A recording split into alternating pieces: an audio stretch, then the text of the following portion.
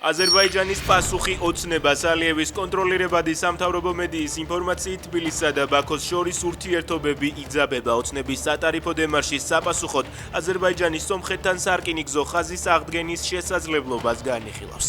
გასულ კვირას აზერბაიჯანულ მედიაში დაიწერა, რომ საქართველოს მსოფლიოს წინააღმდეგ თამაშობს და თბილისი ბაქოს მოთმინების ზღვარს ცდის.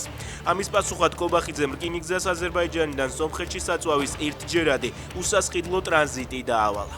დღეს კი აზერბაიჯანულმა მედიამ ოფიციალური ბაქოს სამომავლო გეგმებზე დაწერა, რაც სომხეთთან პირდაპირ რკინიგზის აღდგენასა და ბაქოს საქართველოზე დამოკიდებულებისგან გათავისუფლებას გულისხმობს.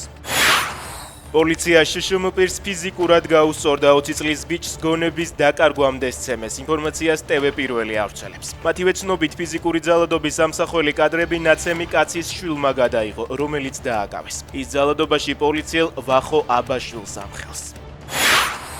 ტროტუარზე პროტესტის გამოხატვა უკვე ოფიციალურად დასჯადი გახდა. ოცნებამ დაჩქარებული წესით მესამე მოსმენით მიიღო კანონი, რომელიც მოქალაქეებს გზის გადაკეტვის შემდეგ საფეხმავლო ბილიკზე შეკრებასაც უგრძელავს. ხალხის სავალი ნაწილის ხელოვნურად გადაკეტვა 15 დღიან პატიმრობას გამოიწვევს. განმეორების შემთხვევაში ის სისხლის სამართლის წესით დაისჯება. ოცნებამ მესამე მოსმენით დაამტკიცა საზოგადოების კრიტიკის საგნად ქცეული განათლების რეფორმაც.